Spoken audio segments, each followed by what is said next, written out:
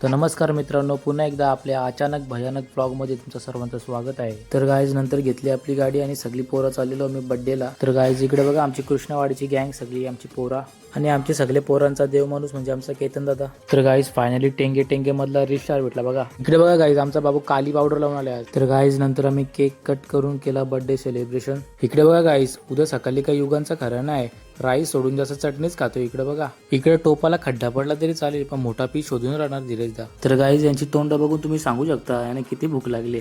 आविष्कारला बोललो लाजू नको, एकदा नाही दोनदा जेव परत. तर गाईज इकडे बघता बघता रोशनदाने 5 कुल्प्या सपाट करून टाकल्या डायरेक्ट. बाबा रे, इथं तर केवळ जोरच घेतली होती. इकडे बघा कसा खातोय. इकडे बघा गाईज पोरा माझ्या बरोबर स्कॅम केला व्हिडिओ काढून.